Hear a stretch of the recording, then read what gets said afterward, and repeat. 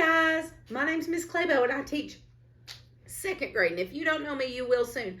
I'm going to read a book to you tonight.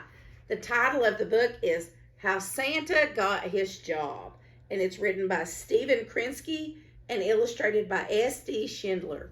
And it's interesting to think about the fact that being Santa, it's a job, just like your mom and dad and grandma and grandpa probably have jobs. Being Santa is a job. So let's learn from this story how Santa got his job. When Santa Claus was a young man, he went out looking for a job. Santa wanted no part of desks or offices. He liked to stay on the move.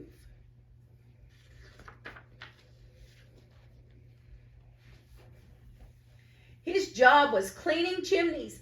His first job was cleaning chimneys. Santa was sure-footed on even the steepest roofs, and he loved twisting through the tight spaces. But there was a problem. Santa was so neat that he never got covered in soot or made a mess in the fireplace. So nobody believed him when he said he was done. "Where's the proof?" said some. "You're not even dirty," said others. This led to a lot of arguments. So we can see Santa's good at chimneys. Santa worked for the post office next, where everyone could see that he was doing his job. Santa's favorite part was bringing packages to people all over town. Waiting in traffic was frustrating, though. It's silly to waste all this time, he decided. To speed things up, he started making deliveries in the middle of the night.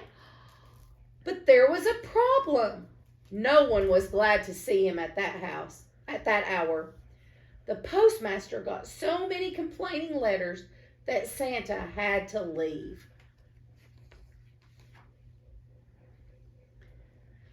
Since Santa had discovered he enjoyed staying up late, he tried cooking at an all-night diner. It felt good to fill orders for customers. Sometimes Santa even surprised people with extra helpings. "Oh, I couldn't eat another bite," many of them insisted. "Well, maybe just one." But there was a problem. Every night, Santa tasted and sampled and tasted some more before he brought anything out of the kitchen. He gained a lot of weight. Oh, that sounds familiar. Hoping to get some exercise, Santa then found a spot at the zoo. He was very organized about the animals. "I know when they are sleeping," said Santa, "and when they are awake." Oh, that sounds like something I've heard before. Over time, he also learned whether they were behaving themselves or not. But there was another problem. Santa became close friends with the reindeer, and all the other animals got jealous. Sadly, the zookeeper had to let him go. Santa has been let go from a lot of jobs already. By now, Santa was starting to get discouraged. He didn't even notice what the reindeer were doing behind him. If you can't see, the reindeer, they're following Santa. They worked hard to cheer him up. I noticed that Santa's hair is changing colors as well. He used to have red hair in this book, and now it's turning white.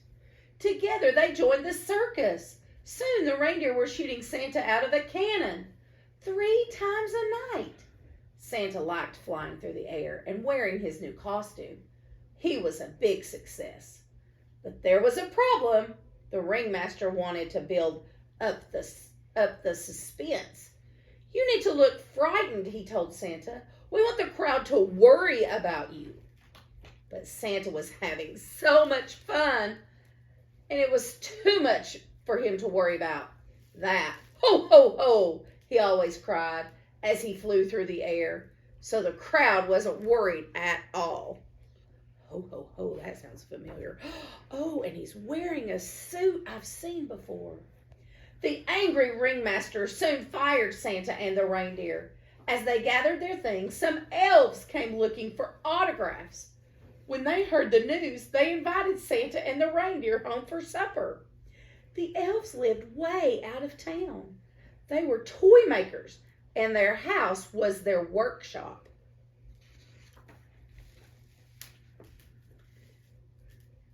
Santa was amazed. "Children must love these toys," he said. The elves looked embarrassed. They only made toys for their own pleasure. Selling them was too much trouble. "What if you give them away?" Santa asked. The elves hadn't thought of that. "I could deliver them for you," Santa offered. There were enough toys for children all over the world. The elves smiled and hired him on the spot. The elves made Santa a special sack that was always big enough, no matter how many toys were put in it. Then they built him a sleigh. The polar bears offered to pull it. They were very strong and whipped Santa across the snow. But there was a problem. Here's the problem.